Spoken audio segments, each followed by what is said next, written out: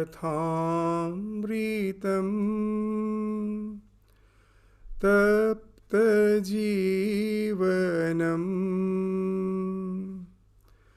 कविभिरीडितम्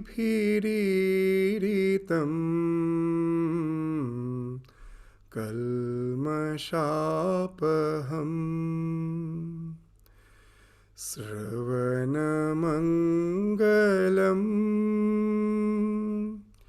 श्रीमदाततम्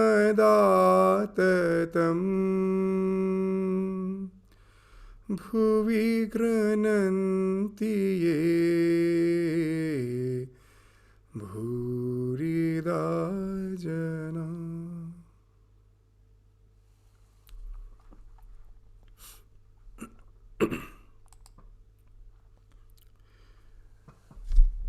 So, Master with the Brahmo devotees. So, we will continue from the section which we have concluded in the last class. So now we find that Master is singing. The Master then sang, when such delusion wells the world through Mahamaya's spell, that Brahma is bereft of sense and Vishnu loses consciousness, what hope is left for men? The narrow channel first is made, and there the trap is set, but open though the passage lies, the fish once safely through the gate do not come out again. So the song actually has resorted to some sort of allegory and some sort of Puranic stories. That it's mentioned that when the Lord incarnated as the Varaha avatar, is a boar, to get rid of Hiranyaksha, the evil. So after he killed Hiranyaksha, he somehow continued in that the body of the boar. He was feeding his young ones, and he never wanted to go back to his own realm. And seeing that Shiva came, these are all the Puranic stories which has some inner meaning. He came and he pierced the body of the boar with a trident, and then immediately Vishnu realized his own nature, and just smiling he went back to his own abode. So it's referring to that story. It's mentioned that Brahma Vishnu also lies unconscious. Such is the spell of Maya. What actually it's speaking of? That we all are that eternal conscious principle, but somehow we get identified with this body-mind complex and take this body-mind complex to be the real. When the body is hungry, I feel I am hungry. When the body needs some rest, I think I am in the need of rest. But the eternal conscious principle is beyond all dualities. It is eternal. It was, it is, it will be. It is the Trikala Avadhita Satya, that is, whose existence cannot be interrupted by any phase of time, past, present, or future. It is. And it is always fulfilled. It has nothing. It has no need to be fulfilled by some extraneous factors. It is always fulfilled. It is actually because of that the entire universe has been projected from him. And that also is apparent. It's not something real projection. As in the Vedanta, they says, just when a rope is lying in the dusk hours, I may see it as a snake. The snake is not there. The rope is. It was, it is, it will be. As long as I am deluded, for the time being, when the delusion starts, I see it as a snake. It continues to remain as a snake as long as the delusion is there. The moment someone brings some light and shows, see, it's not a snake, and my delusion falls off, and then the snake vanishes. The snake was there as Vyavaharika Satya, as an empirical reality for the time being. The one who is deluded, for the time being, he was seeing it as a snake, but the snake was actually not there. So in Vedanta, that's the idea, that this is a delusion, that I am this body-mind complex. It is something like I'm in a dream, but I'm ever fulfilled. But because of ignorance, the moment I get identified with the body-mind complex, I start feeling I am unfulfilled. I have hunger, I have thirst, I have all other biological needs, but the self actually is always free. So this is because of Maya this happens, that we find that we are as if enchained in this body-mind complex. And a very interesting thing, that when sometimes there is a need for the divine to descend to this human plane, it happens again and again as per the need. It is his creation, and when he feels that there is a need for his intervention, he comes down. There's the idea of incarnation, that he incarnates. Now when he incarnates, we are forced to be born by the compulsions of Maya, my own samskaras, my own latent impressions, which I have accrued in my birth, in this birth, or in the previous birth, which I have accrued because of all my actions based on desire, kama, avidya. From ignorance comes desire, from desire comes action. So this all has resulted in the latent impressions, and the resultant of this latent impression determines in where I will be born, how I will be born, in what type of family, in what type of circumstances. So this say that I am almost gravitated. My desires, my samskaras gravitates me to a particular type of environment where I am again born. So I am forced. But when the divine needs to intervene with the dealings of the world, there is no compulsion for him. He is not bound soul. So he resorts to his own Maya. And then he comes down. But when he descends, he behaves exactly like human being. We see that many say that if God has incarnated, how can he die? Yes, when he comes down, he incarnates as a human being, taking all the limitations of this so-called phenomenal existence. He also, for the time being, appears to be like an ordinary human being. As Sri Ramakrishna used to give a very nice example, that when you are in the domain of Shakti, when you are in the domain of this ignorance, then you have to accept that even if you are God, you have to accept the power of Shakti. Shakti relaka Shakti ke mantra. And then he used to give a very nice example. The judge of the court, he is the supreme, he is going to take the final decision. But if it so happens that he has to give the witness, that he also is one of the witnesses, the judge himself is one of the witnesses, then he has to come down from his seat and stand on that witness stand to give the witness. The judge also has to stand on that witness stand to give the witness. So what's the idea? That's what he's saying, that when even God, he has to descend, he takes upon himself the Maya, the ignorance, but that is very thin layer.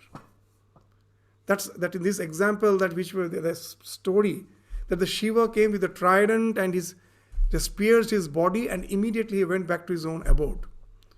But if Shiva, for an ordinary soul, goes on piercing the body, for lives and lives together will pass. But our ignorance is so thick, it won't allow us to realize our real nature. So that's the difference. So though here it is being mentioned that even Brahma Vishnu gets as if unconscious by the realm of Maya, by the realm of ignorance, they also get deluded for the time being. Even in the Bible we find that when Son of God has incarnated, is Jesus, he's incarnated, he's the Son of God, he's incarnation, divine incarnation. But as he's a human being, ignorance do come. Everyone remembers that at the time of crucifixion, his famous sentence, that God forgive them, for they don't know what they have done. What a great sentence. The one who is going to be crucified, going to be killed, he is praying for his enemies. Please forgive them, they don't know what they are going to do.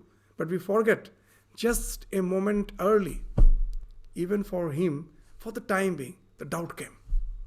God, have you forsaken me? That was the sentence just before that. Oh God, have you forsaken me? And then the next sentence. There are a lot of interpretations, but from the Vedantic standpoint, we feel that as he has incarnated in a human body, so there is a constant like the clock, the pendulum of a clock. There's a constant swinging from the Son of Man to Son of God. In the Bible itself, you will find so many times Jesus is referring to himself as Son of a Man, and then again Son of God, Son of Man. That now and then the thin cloud of ignorance do come to give you a feeling that you are just like an ordinary being, but it is very thin. And the next moment, immediately that vanishes, and then you find that greatness. How nicely he's saying that, oh Lord, they don't know what they're doing. Just please forgive them. Then again he is in his own splendor immediately. But for us, that doesn't happen. A layer of ignorance is so thick that we continue with ignorance life after life. And that's what has been indicated how nicely in these first few lines. Now if I read, you will find that the meaning becomes clear. That when such delusion wells the world through Mahamaya's spell, that Brahma is bereft of sense and Vishnu loses consciousness, what hope is left for men? For them it is thin, but still they fall in consciousness, and ours is so thick. What's the hope for us? And then there is actually a hope. What's that hope? That next few lines will say. That first they say that as if there is no hope, but they'll say, but there is a hope. When the Lord has made us to be bound in the Maya, he has actually kept a way for escape. That's being indicated. The narrow channel first is made, and there the trap is set. But open through the passage lies, the fish once safely through the gate do not come out again. You will find in that fish trap, there is an opening through which it has entered. And after entering, it will go on constantly struggling with the net. It never gets the idea, why not retreat back and the opening through which I have entered, let me try to go out from that. It never does that. So it gets enmeshed in the net. There is a small, bottleneck through which the fish has entered. And then it is trapped in the net. So it can easily come out of that same passage, but it never does that. And that's how it is trapped. So what it is saying, very interesting thing. That what has trapped us in this world of name and form? What has trapped? It's only the desires, nothing else. Our love for the three desires which the Vedanta has declared, that all our desires at last can be boiled down to three. All can be categorized under these three. What? Putraishana, Vittaishana, Yashaishana. Our desire for progeny, our desire for wealth, our desire for name and fame. All the desires. From where does this desire come? From a sense of unfulfillment.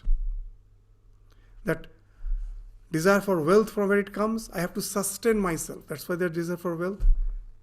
And even if I sustain myself, I know I am not eternal. I will die. So I, as if, continue through my progeny. And then again, the assertion of yourself comes from the idea of name and fame. So it's all the desires that has bound me in this physical plane. And from how these desires have developed, you will find very interesting that once I get trapped in this body-mind complex, now there are a lot of necessities. To sustain myself, I need food. To save myself, I have to run away from predator. All these necessities results in some repetitive actions. If I go to that how we develop the taste for sweet, so many times we discuss this. It's very important, this. Then the last class also we ended with this, that in the next class we will be elaborating on this. That what's the passage through which we came in, and the same passage we can go out. What's that passage? It's our desires. How these desires develop? A very interesting way. Even in the modern psychology, they say our mind is neuroplastic. What it means? That if anything you are thinking in your mind, any pursuits you are doing, that when you are traversing through your mind, when the thought waves are traversing, it creates a path. And that path remains. That's why it is plastic. And anything elastic will regain its own shape. But plastic means what? If you just scratch over a plastic, that mark remains. So in your brain is also like plastic. Once you have traversed, it remains. So what you do repetitively, it creates a path in the mind. And once the path is created, you forget the necessity. you became obsessed by it. You start liking it.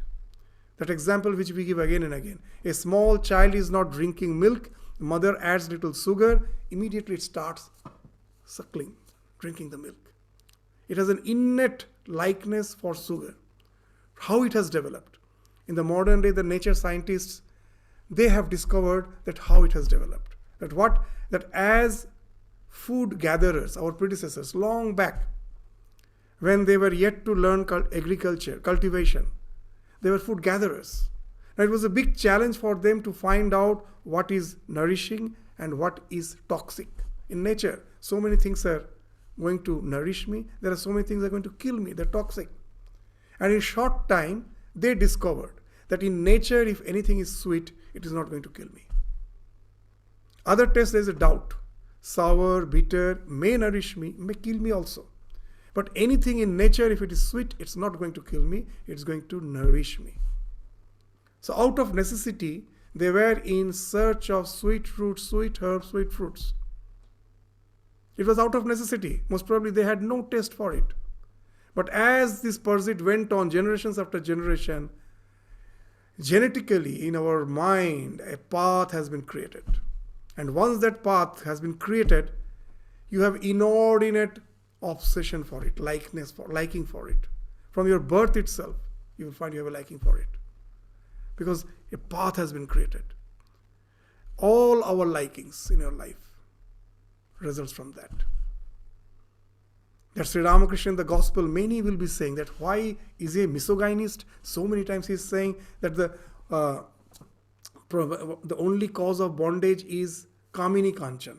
We English translate is lust and gold, but the literal translation is woman and gold. Why he is saying again and again? You'll find it's very interesting. What he's saying is actually a fact that for continuation of the generations, procreation is a must. It is a necessity. Earning wealth for sustaining me is a must. It is a necessity. But when we go on doing it, it becomes obsession. And then what happens? You open the newspaper, you open the TV news channel and just see any crime. Has any crime to do anything apart from these two? Lust and gold. At last you will find this too. What has happened? Your necessity has become obsession. And once it becomes obsession, you just forget the necessity. You start overdoing. All the lifestyle disease at present. Why? Because of this too much of sweet sugar. The sugar which was a necessity. We had to search for it in nature to sustain ourselves. Now we have developed liking. And that's why in all the food you will find that they add sugar. Nowadays we are aware of it. We are just searching. That's all the lifestyle disease, obesity, everything comes from that. So now you will understand how we got trapped. We thought of enjoying and we are being enjoyed. We thought of enjoying. That we will enjoy, and then we find it is the things which are as if totally draining us. Sometimes we feel that I am getting too much obsessed by it. Let me try to be away from it, and I find I cannot. I have developed a tremendous inordinate obsession for it. So now I will understand what's the path. Necessity getting converted into obsession, and that is trapping us.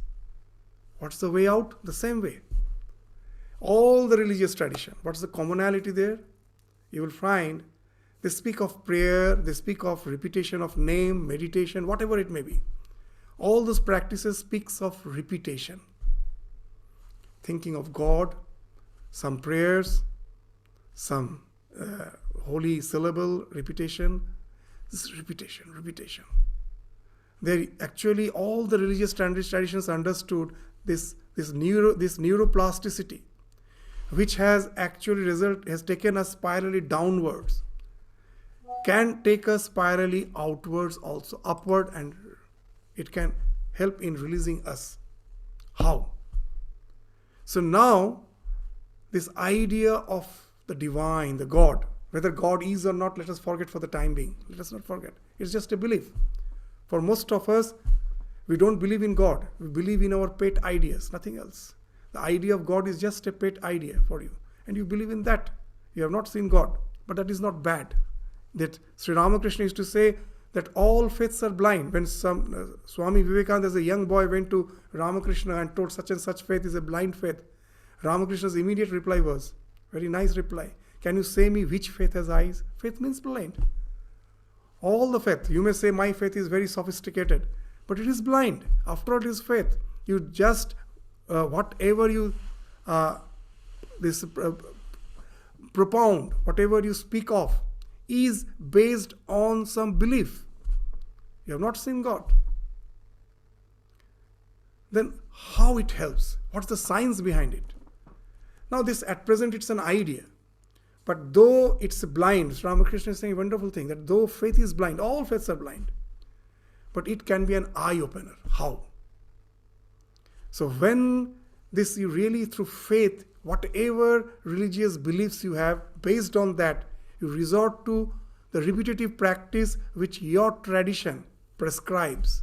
It may be varied, but the common thing is they are all repetitive. That's the important thing.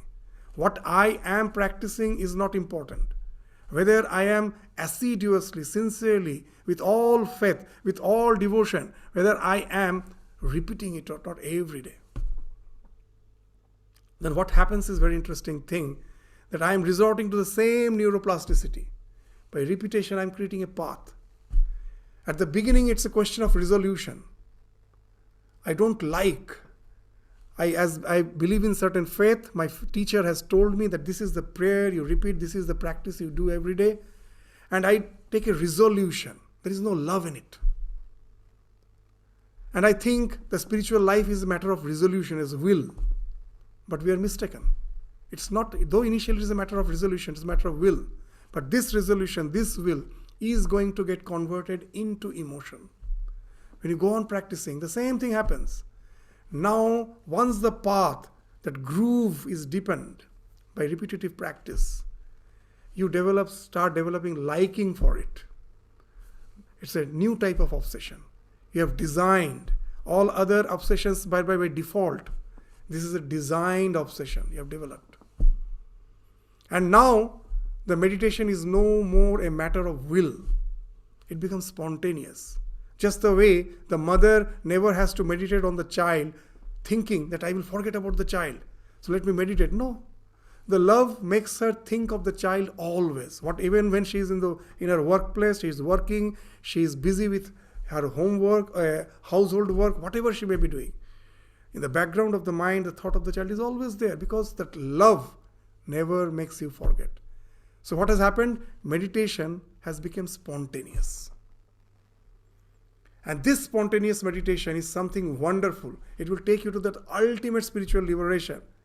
We will just give a hint. First, what happens? All other desire starts falling off. All the other desire starts falling off. How?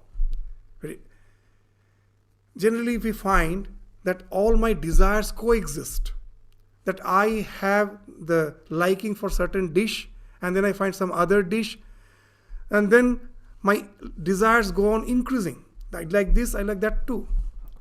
But all the scriptures say when you develop love for God, the other desire starts falling off. The other desire starts falling off. How it happens? It's very interesting.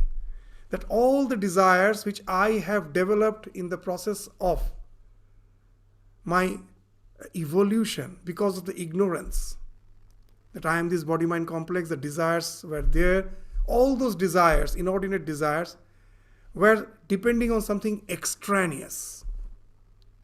Food, I have to move out. My relations, I have to move out. For job, to seek a job, I have to get, it is not me. I have to meet something which is apart from me. I have to get something which is apart from me.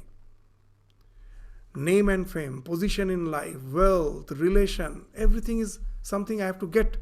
I don't have it, I have to get. So all your likings, you will find, is always linked with stress and concern. Why? Till I get it, the concern is there, I may not get it. Once I get it, again the concern is there, I may lose it. I may not preserve it. Whether it is wealth, whether it is relation, whether it is name and fame, everything. So this new love, in all the religious tradition, through the repetitive practice, you have developed love for some sublime idea. It's still an idea. It's still an idea. It's still your imagination. It's not real. But still it has the capacity to do something wonderful. What? This love you have developed, there is no concern. No one can take away from you. It is something, once you have developed that love for that abstract something, no one, the entire world doesn't have the capacity to take away from you. Once you think of it, the love wells up. So this new love is something wonderful, wonderful. It is not linked with stress and strain. There is no clash. In our wealth relation, there is competition. I want a particular job, you also want, and there is only one post, either you get or I get. In relations, the same thing. The relation I want, if someone else loves, there is a separation for one, and there is there's union for other. So it cannot be that all can be enjoying at the same time. But when you have developed the love for God, you have developed your abstract idea, I have developed, there is no clash. Both can still stay, coexist. That's why Ramakrishna used to say, just like the moon, in our, the parables, they say moon is the uncle. He's uncle of all, universal uncle. So in this Indian parables, they say that moon is the uncle, so he's uncle of all. In no way it clashes. So here also the idea of God is everyone's own. When I love God and develop that idea, it's no way clashing with yours. You can also love. It's something very abstract. Now what happens? Now you have designed a wonderful path which is beyond all concerns. Now what has happened? You have created a freeway. Previously all other likes and dislikes were as if passing through the traffic. You were passing through the traffic. Because my like and dislike is going to clash with others. I was passing through the traffic and you always don't get the green signal. But as there was no other way and the mind has to dwell in something, it was passing through the traffic. Now it has developed a freeway. There is no junction. Once you get a freeway, why should you go through the traffic? No one will go through the traffic anymore. The road which has to go through the traffic, I will always avoid if I get a freeway. So in the mind, once you create the freeway, the mind develops a natural tendency to traverse through that path and relinquishes the other path. So that's why there is no question of coexistence. And the renunciation happens automatically. You don't have to force. Renunciation cannot be forced. You cannot force out all the so-called impulses. Your love for something higher automatically makes you forget about the other things. As Sri Ramakrishna used to say, as you move towards the east, the west automatically falls behind. You cannot push the west. You cannot say, push, I don't want, oh, west, I don't want, I just want to push it. You want to push it. The only way you can avoid west, you have to go to the east. The more you go to the east, the west automatically falls behind. So now you will understand when this song says that this narrow channel through which we came in, through the same channel we can come out. But we don't do. What's that channel? The channel is obsession. You just change that obsession. Instead of for the worldly thing, for something sublime. And then you come out from all these worries, anxieties, tension, and you can enjoy the perpetual bliss even before realizing the divine, because it's still your imagination. But this imagination at last do take you to some realization. It has happened in all the religious traditions. If you study the life of the mystics, they will find they speak the same language. As far the doctrines and dogmas are concerned of the various religions, there is fight, there is clash. They say, what the way you think, I don't think. But you go to the life of the mystics. They all have some unitary experience. They all speak of that. What it speaks of? When this love develops more and more, then the groove in your mind is becoming deeper and deeper. Your mind is getting more focused. With the focus, what happens, the more the mind is focused, it cannot take care of other things. You will find when you are watching the TV, your match, someone calls you, don't hear. The sound is entering your ear, but the mind cannot process because the entire mind is focused on the game. So in all the mystic tradition, that's the thing. When you get more and more deep into that meditation, because of love, not because of resolution. Real meditation happens through love, through devotion. And it deepens. You enter into a state of flow. Other things starts falling off. not only the external things. You will find when a painter is painting, an artist is doing some piece of art, most probably for days together he is engrossed. He forgets his food, sleep, everything he forgets. He forgets that he is tired.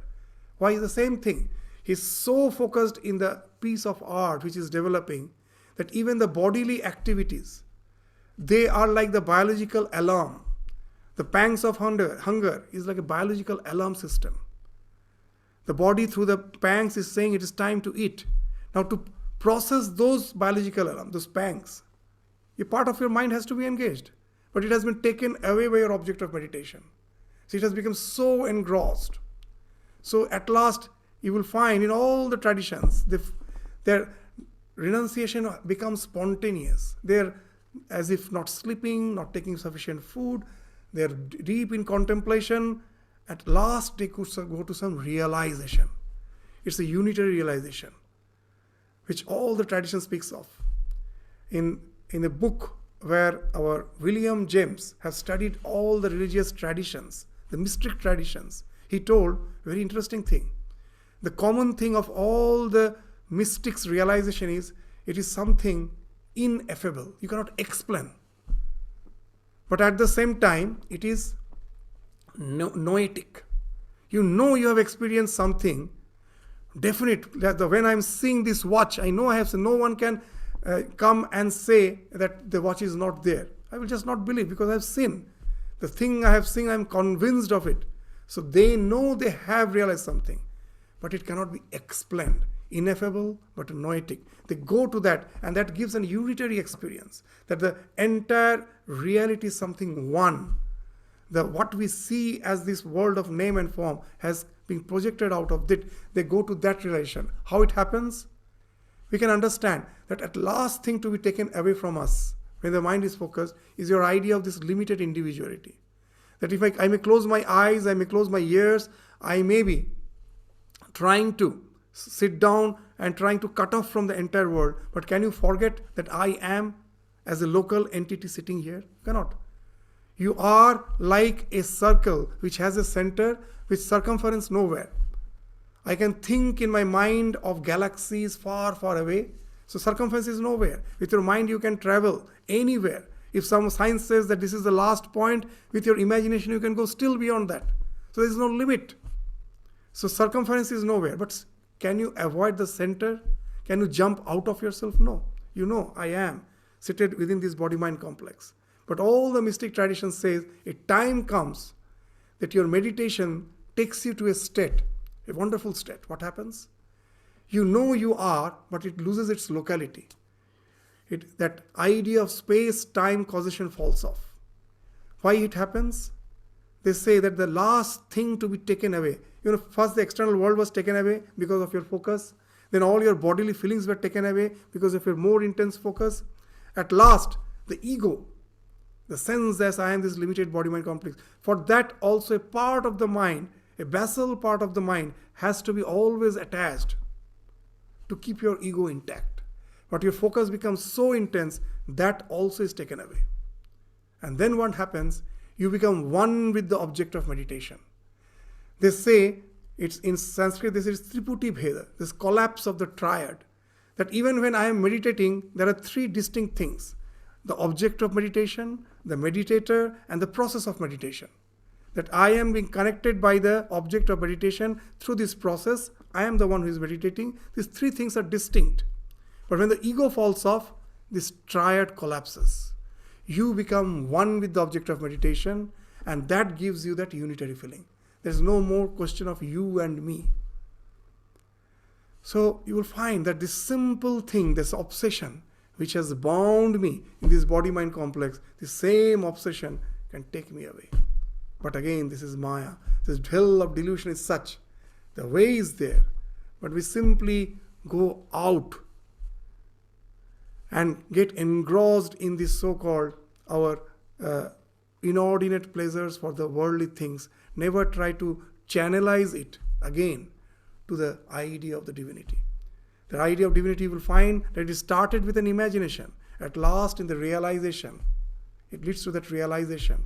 You started with an imagination. Today's imagination, at last, through that love for the divine, at last takes you to some realization. So today's realization becomes tomorrow's realization. So this is the spiritual journey. Those who really take the spiritual journey sincerely, whatever may be the denomination, whatever may be the path, this is the way. Simple way out of it. But because of Maya, because of this ignorance, that's the wonderful thing. We never try to do that. And that's the idea which, how nicely in this song has been indicated. So this silkworm in the same song, the other ones they give, another example they're giving. The silkworm patiently prepares its closely spun cocoon. Yet even though a way leads forth, encased within its own cocoon, the worm remains to die. So the same thing, that there's a way out, but it never does. So the master continued, the man may be likened to grain. He has fallen between the millstones and is about to be crushed. Only the few grains that stay near the peg escape. Therefore, men should take refuge at the peg, that is to say in God. Call on Him, sing His name. So now you will find the way out. We spoke of that example, now He's saying Himself, the way out. Call Him, sing His name, then you will be free. Otherwise, you will be crushed by the King of Death. So he's resorting to another example to give the answer of that idea which has been spoken of in that song. The same way you come in and there is no way out. Then what's the way? The obsession for the worldly thing, when it gets converted into obsession. The obsession is the way. Just change the object. Instead of the worldly thing, it's on God. And then what he's saying, give a nice example. Our world is just like a millstone to crush out the oil from the oil seed. In the old days, what was done? Over a stone we used to keep all those oil seeds, and over that another stone used to be there, which has to be rotated. There is a pole, in that the first one stone is there, and then you keep other seeds, and over that the other stone is there, and then the upper stone has to be rotated. And then all this oil seeds gets crushed and the oil comes out. But a few seeds cannot get crushed. Which seeds? Which are near the pole. If you're near the pole, there is a little gap. The two stones are having the friction in all the places. But near the pole, there is a gap. Because of all the seeds which has fallen there, so they don't get crushed. So Sri Ramakrishna is giving this example, wonderful example, in a simple language, that the pole is God. And this world is whirling around Him. If you fall in between these two millstones, you get crushed. But if you're near the pole, the more you near the God, then you're safe. Otherwise, you're bound to be crushed. So that's the idea, that we can, but still we don't do, and that is Maya. So that's the word Sri Ramakrishna is saying. The master sang again, Mother, my boat is sinking. Here in the ocean of this world, fiercely the hurricane of delusion rages on every side. Clumsy is my helmsman, the mind stubborn, my 6 oarsmen, the passions. Take me into this pitiless wind, this calm, what's the these oarsmen are, the 6 passions are. They say this, Kama, Krodha, Lobha, Moha, Mada, Matsarya. Kama, first comes desire. And when that desire gets hindered, if our desire gets hindered, from that comes anger. Rage is always when our desire gets hindered. Then comes that rage, anger. And if it is not hindered, then that desire gets converted into infatuation, as we were speaking, into obsession. That's moha. If it is hindered, it is anger, and if it is not hindered, then it is infatuation, moha. This lobha. And from lobha means greed. You're infatuated, you want to have it again and again. From that comes moha. You develop all sorts of this poetry, infatuation out of it. And then at last, when you possess the wealth, you become pride, is full of this vain pride. That is mother. And with all your pride, with all your wealth, and suddenly you discover someone is more wealthier than you. And then you develop envy. That's Matsarya. So these are the 6 enemies which has been spoken of here. So that's the song, these are the things which are always with me. I sailed my boat and now it is sinking because of the 6 enemies. Split is the rudder of devotion. Tattered is the sail of faith. Into my boat the waters are pouring. Tell me, what shall I do? For with my failing eyes, alas, nothing but darkness do I see. Here in the waves I will swim, O Mother, and cling to the raft of thy name. So again, this last sentence is again important. That what can save us? At last, you have to design your obsession. That all the default obsession, you have to come out through that new design, the name of God. Develop the love for that. That alone can save you from all the so-called enemies in the form of Kama, Krodha, Lobha, Moha, Mada, Matsarya. Mr. Vishwas had been sitting in the room for a long time. He now left. He had once been wealthy, but has squandered everything in an immoral life. Finally, he had become indifferent to his wife and children. Referring to Mr. Vishwas, the master said, "He is an unfortunate wretch. A householder has his duties to discharge, his debts to pay, his debt to the gods, his debt to the ancestors, his debt to his rishis, and his debt to wife and children." So it's the idea. It's a way idea in the Hindu religion that we have the 6 depths. That all the tradition which we inherit because of our rishis, the saints, the seers, the prophets, all the sublime tradition we inherit, to pay back the loan, we have to study their life, their sayings, the scriptures. That's the way we can pay back the rishi, the loan of the rishi. And forefathers, how to pay back the loan of the forefathers? My body is because of the forefathers. So don't forget the lineage and continue the lineage. By continuing the lineage, you pay back. So by having children, by knowing your family tradition, you pay back. So this all speaks of interconnectedness. Pashu Yajna. The animals, in the olden days, it was the animals and we coexist. For your farming, for traveling, everywhere. Your dairy farm, you're coexisting. You cannot think of life without the animals. So pay them back, Pashu Yajna. Don't hurt them. You get from them, and in return, look after them. Feed them. In whatever way you can take care of them, take care of them. So just it is all question of interconnectedness. This yajnas, that is take care of your family. That's what Swami Ramakrishna, that these are all our duties. You have to do it because you are indebted. Your existence is because of the contribution of so many factors. And so you have to pay back. So this Mr. Vishwas, he has left his family, and that's why Sri Ramakrishna is saying that these are the duties he has to do. He cannot be indifferent to that. A human being is indebted by all those things. So if a wife is chaste, then her husband should support her. He should also bring up the children until they are of age. Only a monk must not save. The bird and the monk do not provide for the morrow, but even a bird provides when it is young. It brings food in its bill for its chick. So it's just the dharma, the general religion, which we all follow. That being a part of the society, we have to be interconnected.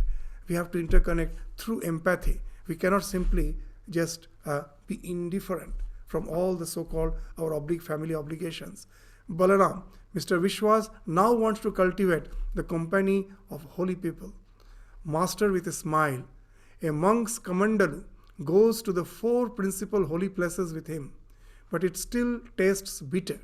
Likewise, it is said that the Malaya breeze turns all trees into sandalwood, but there are a few exceptions, such as cotton tree, aswatha, and the hawk plum. So what he's saying, very interesting, that is very interesting, that the kamandalu, it's made of a particular type of wood which is bitter. The monks will be carrying their water, that water pot, with this kamandalu made of that type of wood which is bitter. So the water which is kept, that also becomes bitter. So why they use that type of thing?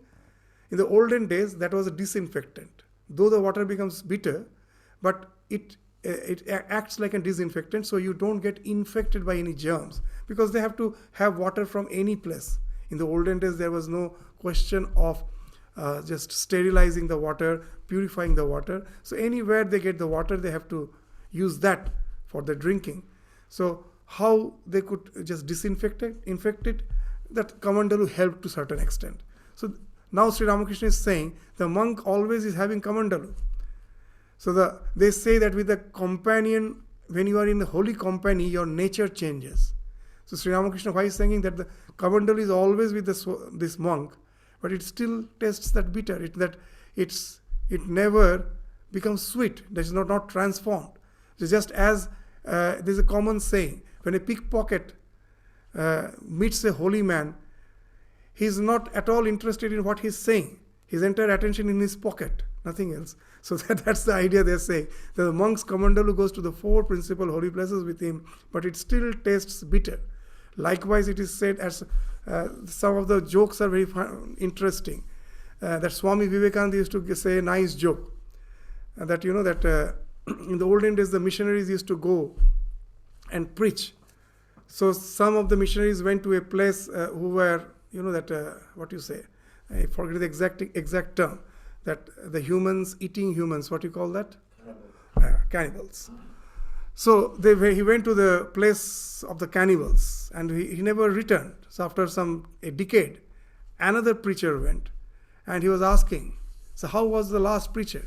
And they told he was very tasty, very tasty. It was delicious. So they have nothing to do with the religion. So for them, for the cannibals, it is the flesh of the holy man that's he wants, nothing else. So that's the idea that that it is not only the seed which is going to result in a good plant. Along with the seed, the soil also should be fertile, isn't it? So if we are the seed, the soil is the environment.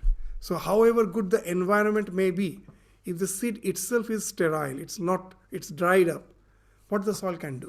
So that's the idea Sri Ramakrishna is saying, that he wants to be holy, he wants to be in holy company, but his basic nature, what's the thing, that empathy is not there. That family life itself speaks of renunciation. It's not something easy. So a small boy have some pocket money, he's going out, whatever he finds the McDonald's shop, immediately goes, whatever he likes, he will have and just grab it. But the same boy, when he grows up, now he's a family man, he's a father, he also feels like going to and have his own, what's the things which he likes.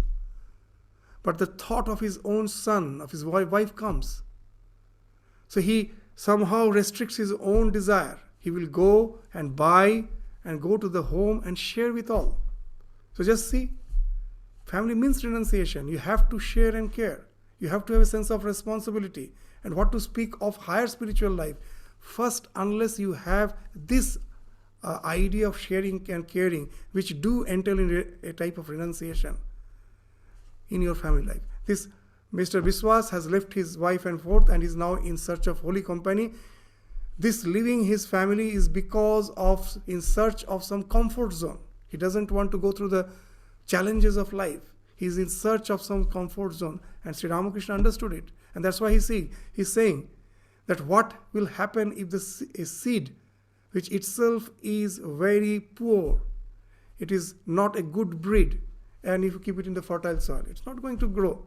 So that's what he's saying, that a monk's kamandalu goes to the 4 principal holy places with him, but it still tastes bitter. Likewise, it is said that the Malaya breeze turns all trees to sandalwood. But there's a saying that the Malaya breeze, the southern breeze, it comes and it will just convert all the trees into sandalwood tree. But few trees don't get converted, like the bamboo tree. So Sri Ramakrishna is saying that some are like bamboo tree. However, the Malaya breeze may be there. The name of the place Malaysia came from Malaya. There's a Malaya breeze. The idea. So this Malaya breeze converts everything, but not the bamboo or the cotton tree. So the idea is again the same. If the seed is not good, however the land may be fertile. So in the same school, we find that with all the same facilities, all the students don't perform the same way. Some do perform better, some cannot perform that better. So it speaks of the seed, not only the environment. So however you take to the holy men, holy company, unless the seed is good, the person who doesn't have that empathy, doesn't have the sense of responsibility. The word responsibility is very interesting. Responsibility. No one has, no animal has. They are all guided by instinct. We human beings have responsibility. In a particular situation, what will be my response?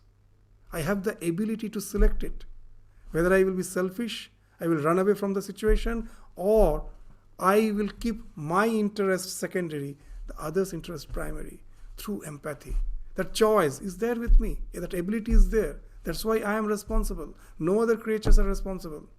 So that sense of responsibilities, basic things are not there. Then what the holy company will do? And then Sri Ramakrishna jokingly is saying, some frequent the company of holy men in order to smoke hemp. Many monks smoke it, and these householders stays with them, prepare the hemp and partake the prasadam. So that's his business. So nothing else he wants. So there is no question of transformation. So the master had come to Calcutta. In the evening, he went to the house of Raj Mohan, a member of Brahma Samaj, where Narendra and some of the young friends used to meet and worship according to the Brahma ceremonies. So Sri Ramakrishna is continuing with his conversation. What the now is saying that the master was seated in Manomohan's parlor. He said, God very much relishes the bhakti of the poor and the lowly, just as the cow relishes fodder mixed with oil cake. King Duryodhana showed Krishna the splendor of his wealth and riches, but Krishna accepted the hospitality of the poor Vidura. God is fond of his devotees. He runs after the devotee as the cow after the calf. So this devotion, you will find in all religion. What is speaking of? What is the devotion of the lowly? The one who has nothing else to give to the Lord. Just he has himself alone. With full sincerity, he offers himself to the Lord. It's not the wealth or the riches with which. So the real devotion is when you can say to God that I have nothing else but you. So even in Bible, we will find some lines can be confusing. That God is the jealous God. And there will be many such, criticism against these words. So many negative discussions against it, that how can God be jealous? The idea is something very sublime. That when you say, I love God, God will make sure that you love Him and Him alone. Just as in human love, when I know the one whom I love, he or she loves someone else, I become jealous. I want that my lover should be fully devoted to me. So they say God is the most jealous. When you say I love God, He makes it sure you love Him and Him alone. When your love is diversified to something else, as Swami Vivekananda used to say, for religion for most of us is not a necessity, it's a hobby. And he used to say that most probably I have the habit of collecting a lot of antiques. So many antiques are there, all furnitures are there. And among them, I find I go to Thailand or I go to some Buddhist country and I find a laughing Buddha. So among all those, that also is one of the antique. So Ramakrishna, Swamiji is saying that for most of us, religion is just like one of the antiques among many of the antiques. It is just like a hobby. It has developed a necessity. Unless it has become a necessity, the God's love is never reciprocated. He makes it sure that you love Him and Him alone. And that's what He's saying. Just the way, when if you give just simple grass to eat to the cow, it of course will eat. But when you add this oil cake, you will find that it really starts relishing. It will be just almost swallowing whatever it is taking. What happens? that you find that this starts relishing. So God says that devotion is good. But as long as it is not becoming extremely focused, the God doesn't relish it. It is good. It is very good to proceed towards God. But when you become totally focused, you can say that there is nothing apart from you for me in my life. And then God reciprocates to that love. So that's the idea of the devotion of the poor and the lowly. In the scripture they say, Avyavhicharini bhakti. Vyavhichar means the love which is diversified into many objects of love. Avyavhichar means it is focused. The love for God and God alone. So God doesn't want riches. Yeah, there is nice stories in the life, nice incident in the life of Sri Ramakrishna. How can you just please God with riches? The entire world is His, entire creation is His. What rich you can give Him? It is His. So once it so happened in the Dakshineshwar temple, the Radhakanta temple, the temple of Krishna, the Krishna, the deity had a lot of jewelries and it was all stolen. There was a theft. And Mathur was the caretaker. He was the zamindar. So he came and looking at Krishna, he just told him as if complaining, what type of Lord you are? You cannot even protect your own wealth. How will you protect us? So he was making fun. And then Ramakrishna heard it. And then he said, how mean-minded you are. Do you think this few jewelries which you gave to God, with that you can please Him? The entire creation is His. Is He bothered about this few wealth? No. Why is Sri Ramakrishna saying that? Just to say that just by giving wealth you are satisfied. You think you have done your duty, that as a devotee. No, the real thing is the devotion. That real one-pointed devotion to the Lord. Don't be befooled by just offering the riches to the Lord. Offer your this undivided love to God. That's what the divine wants, and that's what Sri Ramakrishna is indicating. And then the master again sang, and for the love the mighty yogis practice yoga from age to age. When love awakes, the Lord like a magnet draws to him the soul. So, Sri Ramakrishna in some other context he gives a very nice allegory that a ship was passing by the side of a hill made of magnet, a magnetic hill, a hill which was made of magnet. And as the ship was passing, all the bolts got unhinged. Because the bolts are made of iron, so these nails and bolts all got unhinged. There was a shipwreck because all the bolts got unhinged. What actually is indicating that what keeps this so-called individuality, this limited idea of individuality intact, all these thousands of desires and latent impressions. If I have to get rid of them one by one, it is almost impossible. I cannot. There are so many. If I get rid of one, there is other again to bind me. Then what's the way out? So God is like that magnetic hill. When you are going near it, all the bolts are actually unhinged all at once. What's the idea? Ultimately you have to get rid of that ego. That ego is the hub of a will, in which the spikes, there are so many innumerable spikes. Each spike speaks of your desire, innumerable desires. You may get rid of one through lot of renunciation, you get rid of one. But your limited idea of individuality is still kept intact because of the other desires. But if you can take out the hub, the entire will collapse. How to take out the hub? What that hub indicates is that ego. That ego is the hub with which all the desires are linked. So your devotion to God, your love for God takes out the ego. How? This ego is linked with this limited sense of individuality. When you develop love for God, what's the idea? God is, I am, and I am in eternal companionship with the divine. It is. This body will fall off, but my association with the divine is eternal. So this idea, when you're thinking of God, this idea is as if hammering in the to the idea of this limited individuality. That I am just this body-mind complex to enjoy this life, is hammering to that idea. And then what happens? It takes out the hub, that limited individuality, and all the spikes falls off all at once. And that's what Sri Ramakrishna in this song is indicating. When love awakes, the Lord like a magnet draws to him the soul. Everything, with all your limitations, fall off all at once. You don't have to struggle eternally with each of the desires one by one. It all happens in one go.